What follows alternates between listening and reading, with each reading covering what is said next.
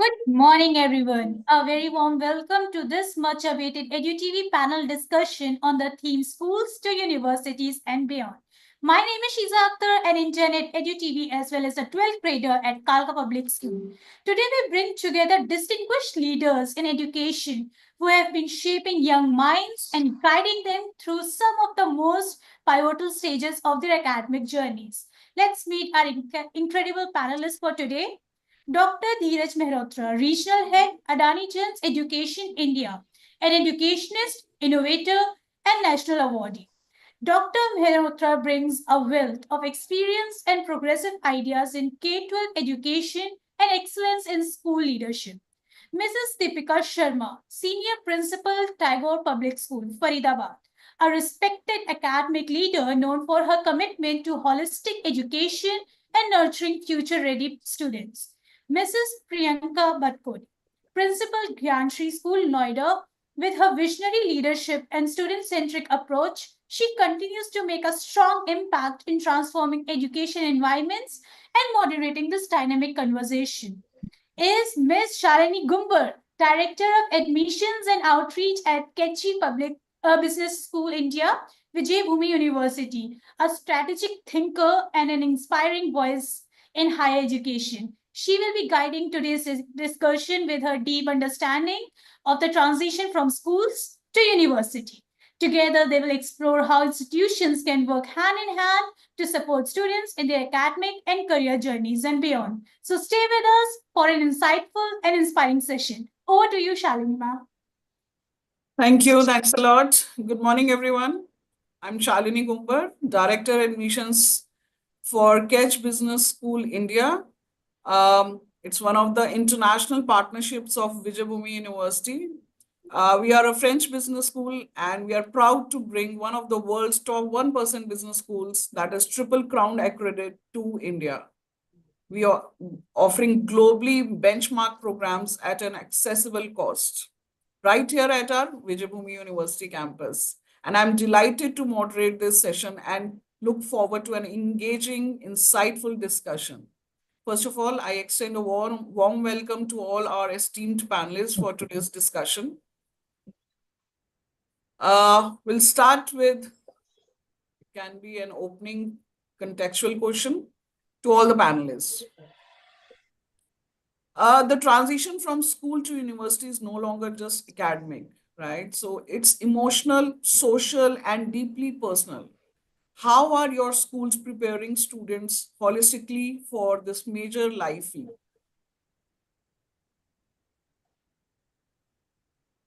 This is for all the panelists. Okay, if I can take the liberty to start. I feel it is high time for all of us to gather the parents and the students for say, to get them prepared for the uncertain future for the very children who are going to be in the VUCA world, and henceforth the commitment which they look forward in process of integrating the shift from school to college has to be implicated through not only academic skills, but also the hard skills for life, the life skills. And with the wonderful support of visitors and outsourced parties like the university representatives who frequently visit our campus and brief them about how to gather the preparedness for that portals of tomorrow. And I believe this is the strong point and a well-connected, drafted framework that we need to think about. And of course, it's a new dream, new culture for them. And not only in the same city, they have to move out of their city. So henceforth, the preparation for them is actually very, very important. Over to you. Thank you, sir. Deepika ma'am, any thoughts about it?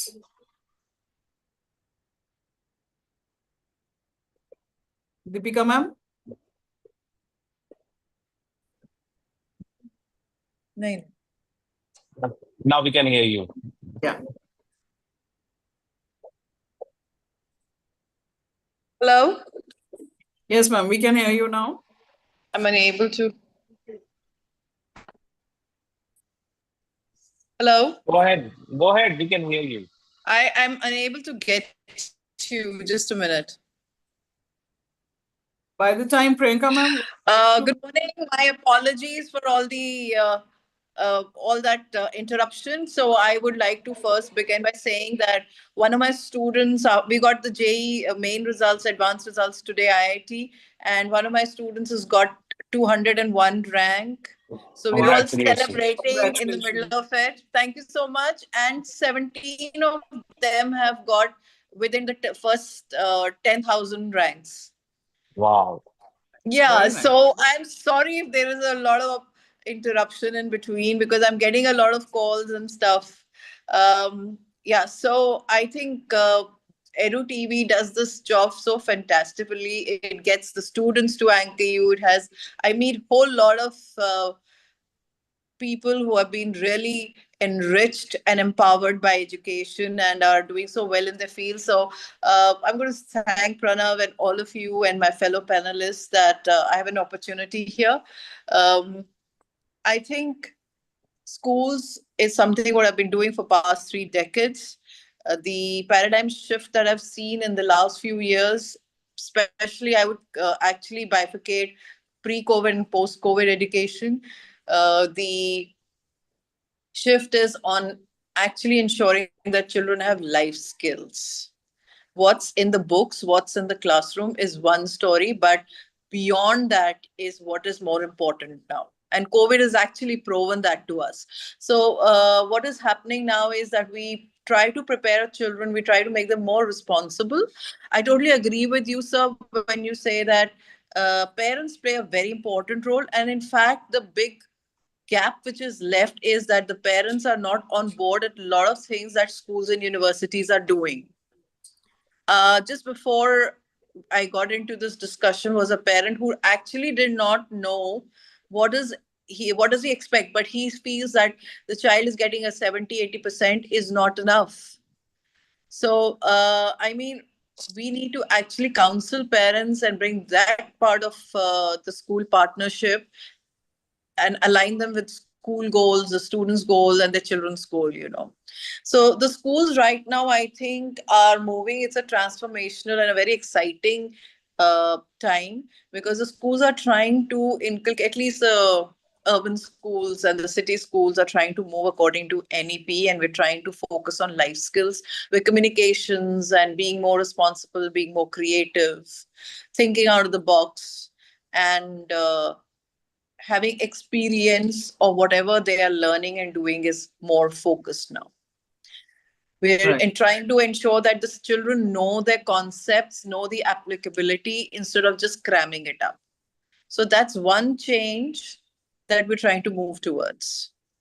And that's very much required in this era. Absolutely, absolutely. Yes. Okay, over to Priyanka ma'am. I think I'll repeat my question for you. Hi, good morning for joining.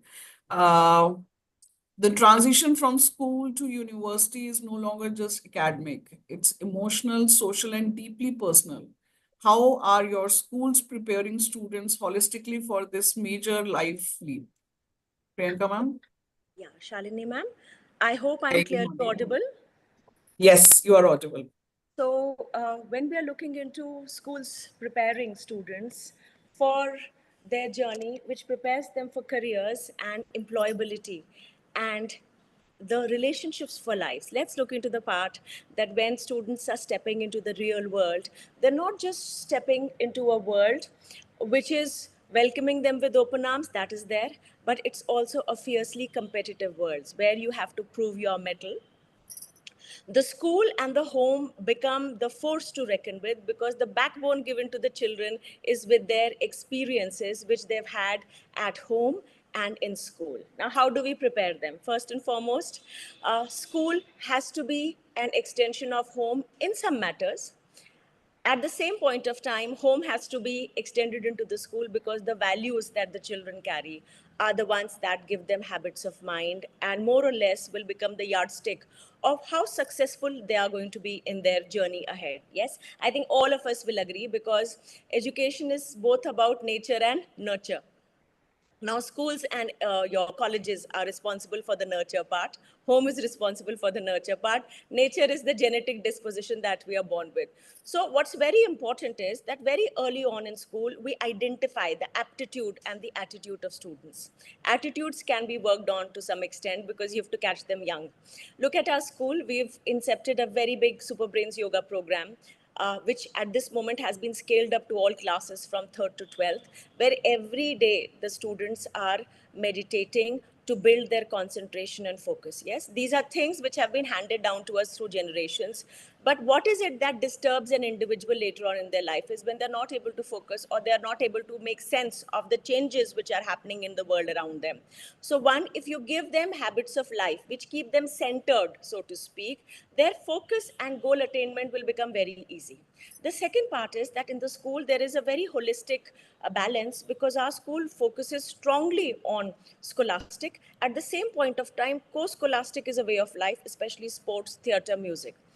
Now, we do have a very strong guidance and counseling department where the career counselors are working with the students. 9th and 10th, a lot of what the students aspire for, what their potential is, starts to make itself evident. Yes. So over there, the psychometric assessment steps in, especially in grade 10, where you map what the student has achieved and what the parents aspire to what the ground situation is. At that point of time, one-to-one counseling, and especially what we find very beneficial are university fairs in the school. Because what are the choices? Because when you make your choices for the course and career ahead, we have to look at 2 points. What is within reach and what we are aspiring for. So that also has to be looked into, and within reach at times is fantastic choices. Sometimes we are very begotten with choices which are far away because the grass always appears to be greener on the other side. But we have to make very practical choices in life. Yes. So you aspire, you do a goal setting. So regularly there are sessions that we do with our students on their goal setting and goal alignment. For example, at the beginning of 10th standard, at the beginning of 12th standard, maybe there is a goal setting with students setting out that this is what is the percentage that I will achieve. Yes, these are the 3 universities which I should be looking into because these are very good for these courses. These universities are within reach because we can easily afford the fee, and probably in the last 2 years, the criteria that was for these courses in admission is something that I can easily crack. So you have to look into these mappings. Now, half yearlies or through the formative assessments, then you clearly check whether I am on alignment, I am easily able to achieve that goal or not. And throughout the year, like now, in the month of April, we have a university fair. We're going to have another one in the month of August. At the same point of time in July, there are massive trainings and sessions done for students for realigning their statement of purpose because we want it to be their authentic self, not just something taken from the world outside. Because at the end of the day, every student needs one good seat for a course. The trends, etc., might be whatever they are. But if we make informed choices and practical choices, it is very easy to get admission into our dream college and course. But we have to work for it. So that preparation typically takes 4 years. Though we would want to say that it is a 15-year journey because in schools that's the amount of years that the students are spending. Now, along with that, what also needs to be looked into that students have very good relationships and their habits of mind and their time management is again on track, because especially time management, there are a lot of distractions all around. But at the same point of time, I believe that students at this age and time are living in wonderful times because the opportunities are not just in their own city, not just in their own nation, but across the world. Only thing is, we have to become deserving of those opportunities because scholarships also abound tremendously. And with the way that the education ministry and the banks are working, your education loans are also easily within reach. So it has to be, a triple pronged approach with parents, with the school, with the universities working in partnership, and at the center of focus as our students, the Shriyans. So that's how we build it up. Wonderful, nice. Thank you so much, everyone, for this discussion. I just wanted to add something. At Catch Business School, which is a French business school, now we are in India also. We are a triple crowned college, and yes, we work on the holistic approach. With the management, students have a choice of taking minor as music, design, law, data science. They can take anything up with the management subjects. So we are not working, obviously, we are working academically, but not only academic thing we are looking at. We really want them to enjoy and explore more about their skills. So yeah, we are working on those lines, and I would love to meet you one day. I'll come and meet you in your school. You are Sure. cordially invited to be in our campus because Sure. the field of commerce is of extreme interest to everybody. Right. Because at the end of the day, finance and businesses and the way India is nurturing manufacturing, to be independent and interdependent with global hubs, etc. We have entrepreneurship, and also our school has a Haldiram Skilling Academy where we're doing Wonderful. great philanthropic work for even the students who come from disadvantaged community in the field of higher education, because vocational education is also big in our campus. We'd love to Okay. have you over. We do Sure. camp- I will come. and I'm sure it'll be a very beneficial Fruitful. experience. Yes, obviously. Sure. Next question is to Dr. Dheeraj Mehrotra. Sir, bridging the gap, we talk a lot about it, means school curriculum versus university expectations. From your experience at GEMS Education, do you think our school system align well with what universities expect, means from incoming students' point of view? What gaps do you observe most frequently? Well, see, number one is the lack of awareness. Of course, we as teachers tend to reflect on the best possibilities for any subject's career options. As for reason, if I say that just 2 days back, there is a change of the requisite for the post of pilot. The children may not require maths in class 12 to go for pilot training. So this is something like a recap where we need to dwell our teachers also, and there are initiatives by the CBSE to impart training related to career and guidance. And this is one of the modules being prepared and delivered by the CBSE capacity building programs in schools. So I believe this is not only for GEM schools all over, but all these schools all over have really come up with a great spectrum wherein we format it as a brand of Adani GEM schools, but for say, every school has to look forward to make sure that the children are not only developing as individual potentials, but also as intellectual and social fabric of the society. And for that reason, I think it is high time for the schools to provide the foundational knowledge and the essential skills which are necessary for the personal, the academic growth, and of course, the rest part is being done by the universities. But we need to understand that the base has to be produced and fragmented and cemented in them at the school level.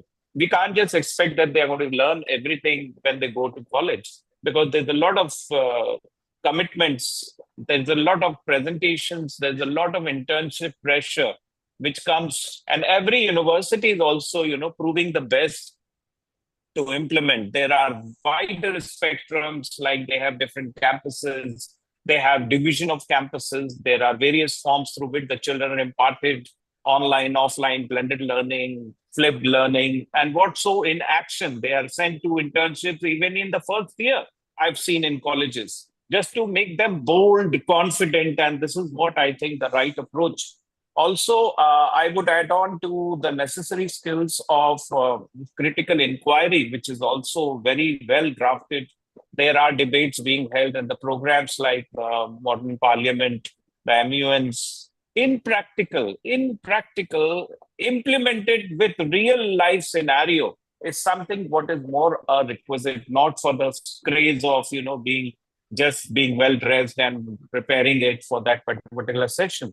So I think together these institutions need to form a continuous pathway that would foster the lifelong learning, innovation, and the most important, the civic engagement has to be dwelled in all our children. But that will only start with the teachers. And henceforth, I again tell that the requisite what the NEP is telling again and again is the importance of teacher training for schools. And that is a continuous process. Of course, the heads of schools are always the first mentor and the first teachers for their teachers to groom them, because as we say, the school is known by the principal. And the trend goes that the principal has to empower not only the students, but also their teachers to the best of their abilities. And I believe with this ensure, with the platform like EduTV, we shall prosper and bring out the best in our children to save the world tomorrow.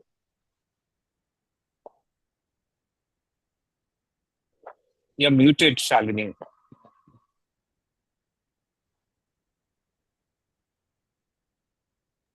Thank you so much, sir. I'm so sorry, Yeah. I was on mute. I didn't realize that. Yeah. My next question is to Deepika ma'am. First of all, ma'am, I know you must be overwhelming right now with the result. I am. I can. Yes. So, ma'am, this is about the role of our career guidance in schools, right? How early should schools start guiding students on career paths? And how do you ensure it's not just about marks, but about passion, purpose, and future readiness? So I would add, Shalini, aspiration to what you're saying.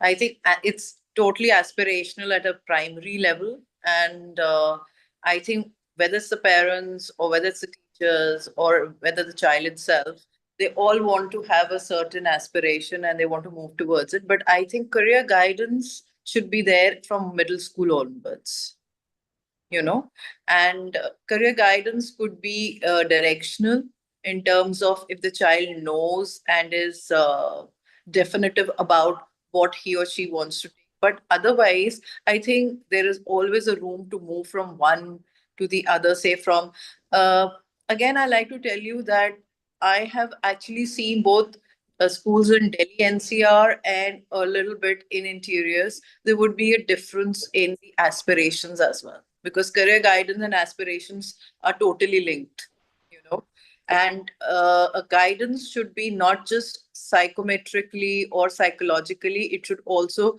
be aspirational.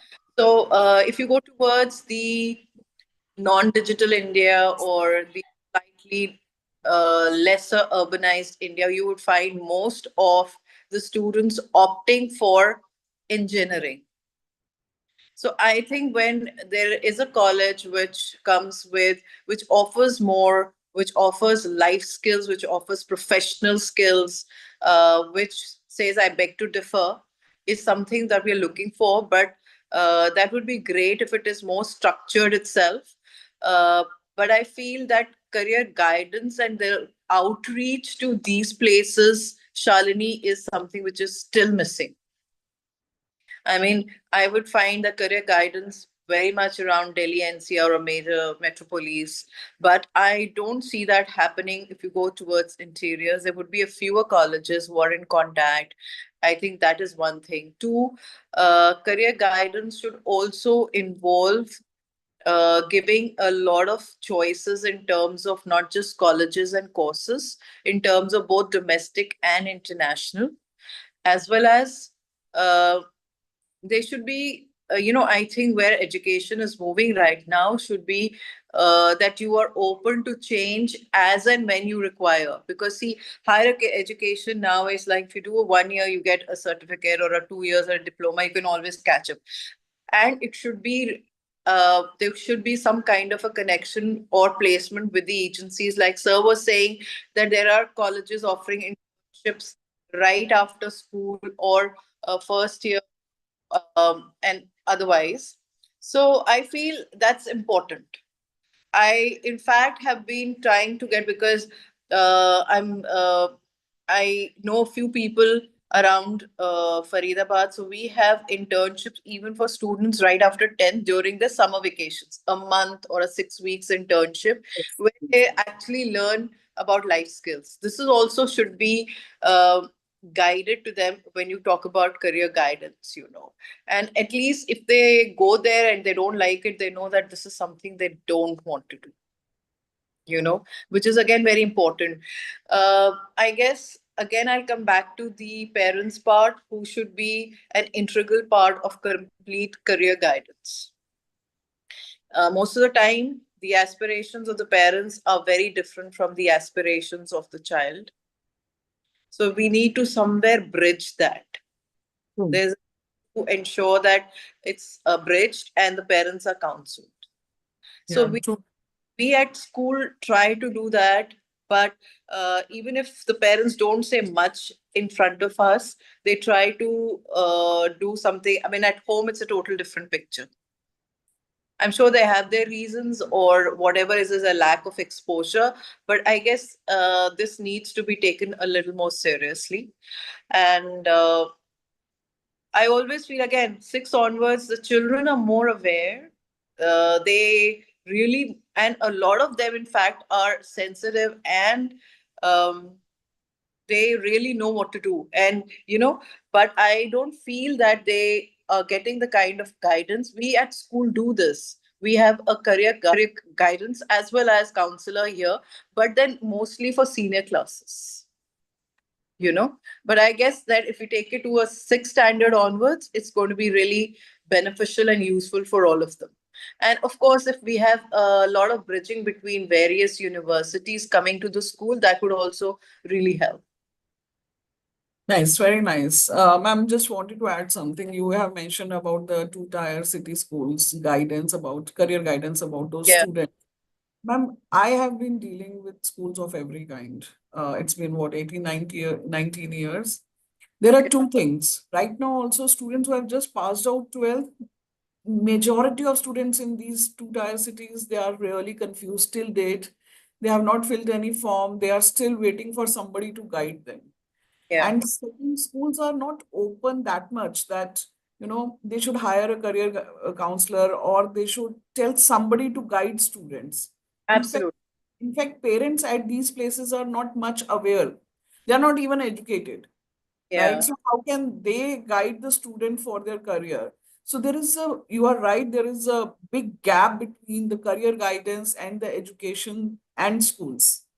You are completely right. I resonate with you. Thank you so much for those thoughts.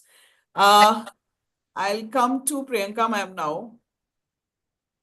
Building future ready learners, right? So what skills, ma'am, do you think beyond academics do you believe are crucial for students to succeed in university and beyond? How is your school intentionally developing these skills?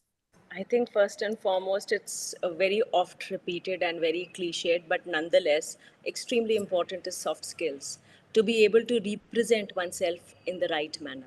Yes. A couple of other skills which we've noticed, and I'm not going to talk about just the mundane.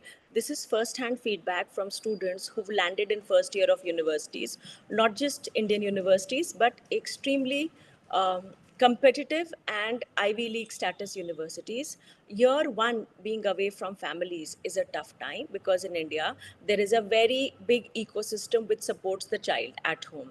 Also, there are huge benefits, because the students who are studying typically don't have to do a lot apart from studying. Yes, they may have some minor chores to do at home, but families in India traditionally nurture education in a big manner, and if children are studying, they do tend to give them leeway. Apart from those which are extremely disadvantaged backgrounds, I'm not talking about those at the moment. Yes.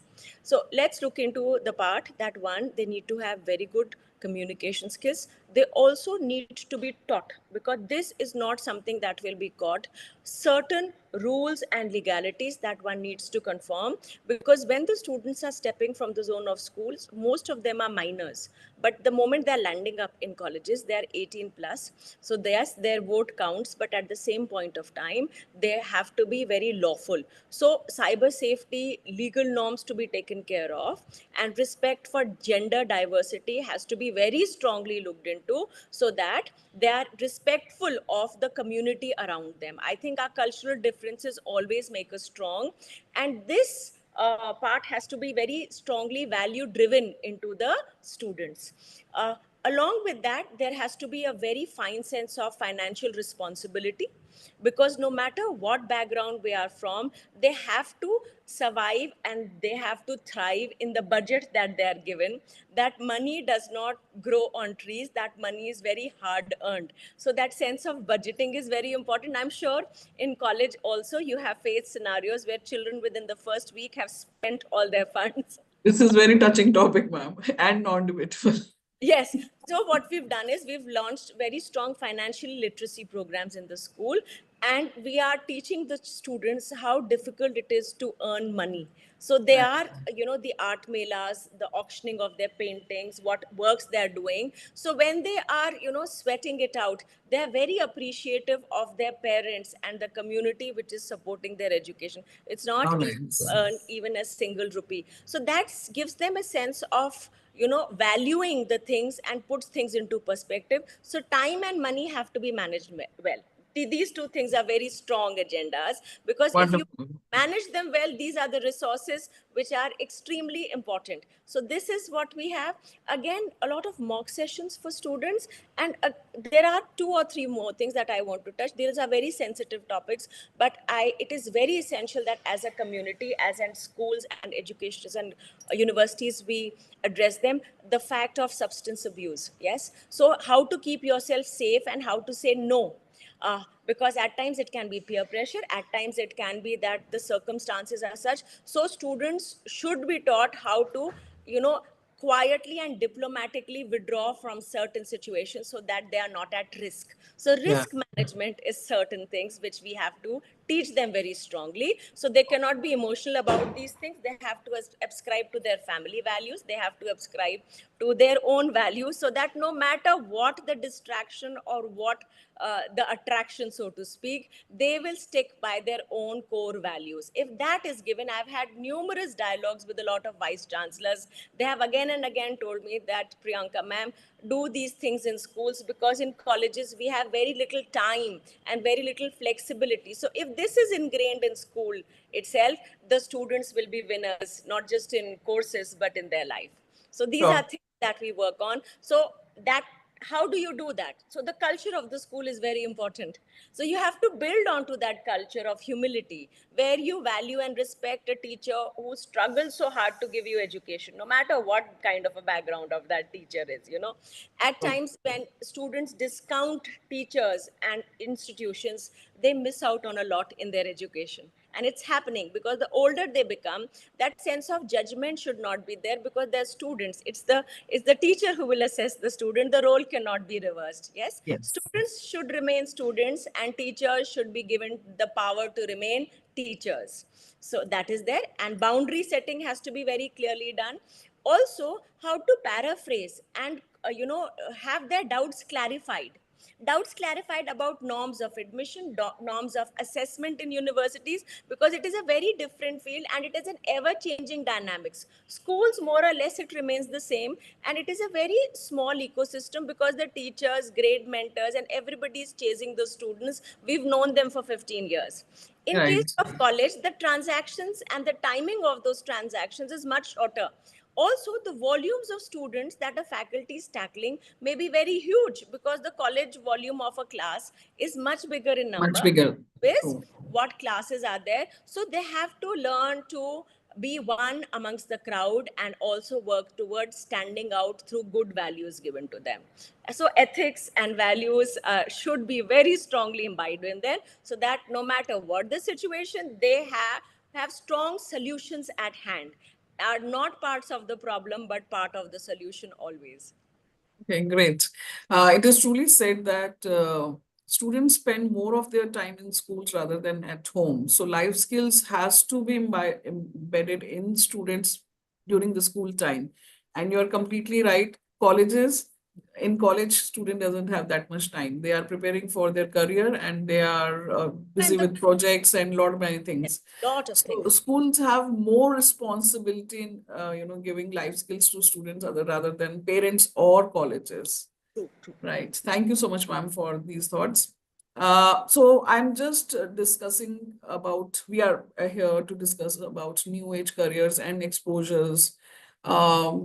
Ma'am, Priyanka, ma'am, when you are here, I would like to ask you, how do schools today expose students to emerging career paths that may not even have existed a decade ago, right? Are internship or project-based learning part of this journey? Why I've asked you this question, because it is little more, in context with your last question only. Okay, Shalini ma'am, thank you, because it's a very relevant question, so to speak. New age careers, a lot of these careers, which are very high paying jobs, very satisfactory jobs, were not careers that we were told about, those who were in schools in the last century. Look into it when we are looking into India being very software driven by way of its employability. We are very big on softwares that we are exporting, or the kind of human resource that is involved there. That wasn't the question at times of the 90s while I was in schools. But now that is, you ask any parent, most of them, when you ask what career choice you would want to give to their child, it would be computer science, yes, engineering, or something to do with data sciences and privacy, etc. So now when we are looking into it, the best part, what I feel, is that very strongly language enabled and computational and data analysis skills, if these are given to students, we have to also give and acknowledge the measure of intelligence and exposure and knowledge that our students carry, because they also know what is in and what is not so in. Yes.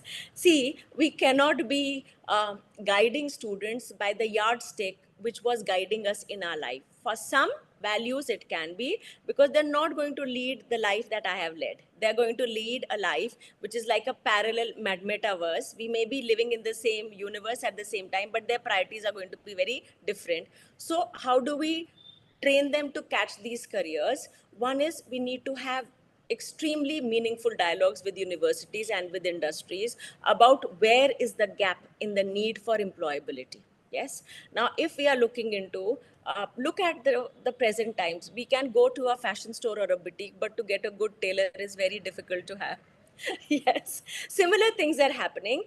You can order food from the best of places, but to have a good cook help you at home, or to find time for your own cooking, is a very, very challenging task at times, especially for highly skilled entrepreneurs and professionals, so to speak. You talk with a student who goes to a music class, they may be more enthused by what somebody is making by way of money earned through YouTube, through beatboxing, because those videos are catching, those memes are giving them those kind of TRPs, which creators and advertising agencies are looking for. So look at a cricketer.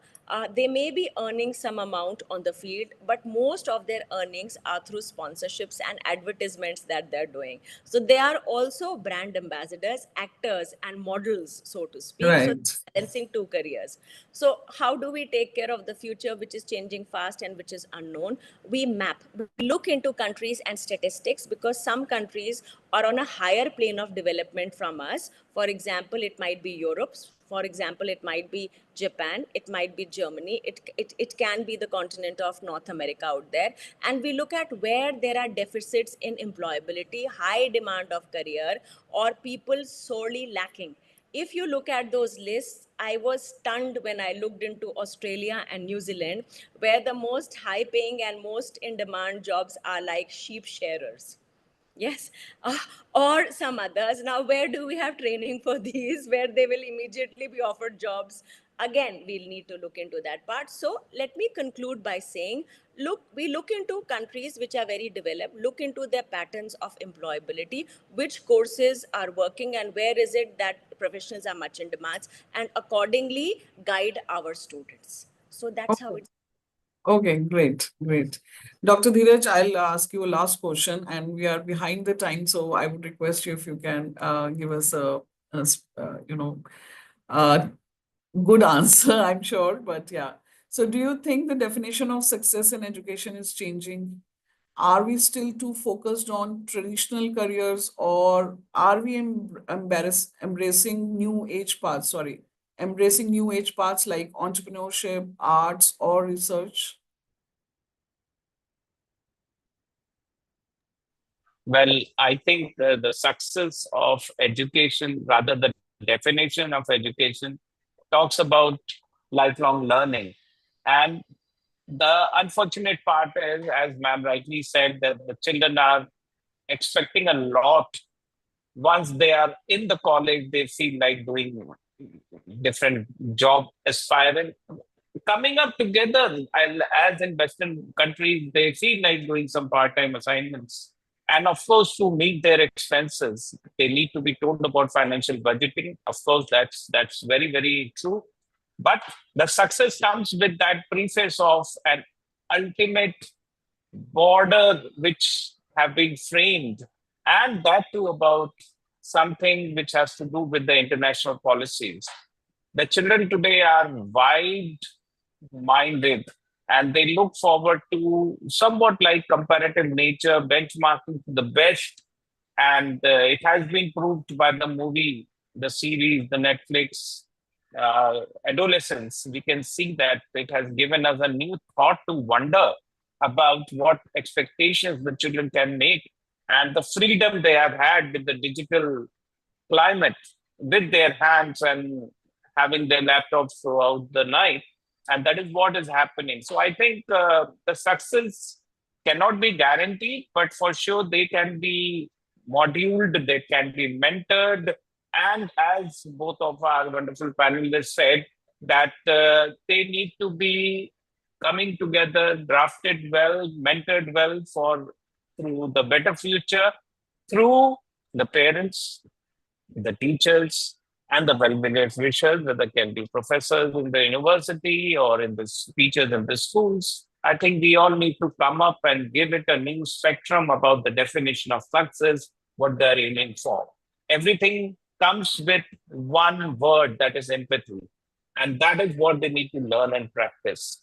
We cannot expect success overnight out of nothing doing, being buried into the digital framework all the time, expecting nothing else but watching reels and whatnot.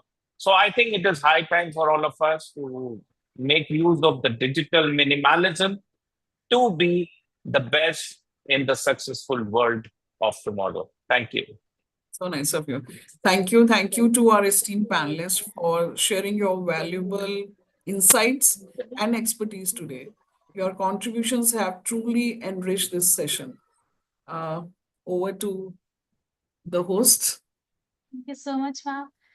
What a powerful conversation it was. Thank you to our insightful panelists and to Ms. Shalini Gumbar for steering the discussion on schools to universities and beyond with such clarity and purpose. At EduTV, we are not just hosting panels, we are building meaningful connections across the education landscape.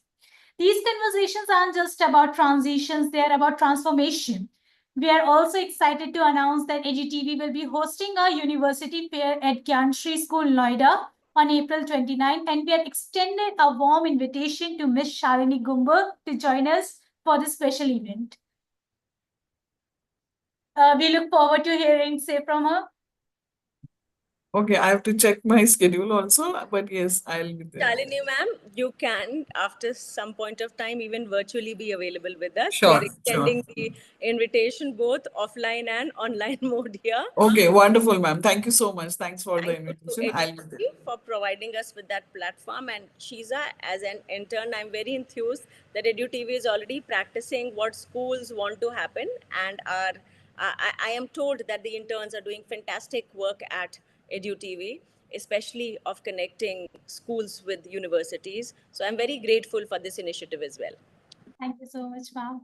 And as for our viewers, stay connected for more video voices, ideas, and stories shaping the future of education. This is EduTV, where education meets evolution. Thank you so much for joining, ma'am. Thank you. Thank you, Bete. God bless you. Thank you. Thank you, Shiza, EduTV, and Shalini ma'am. Thank you to all the co-panelists as well. Thank you so much, ma'am.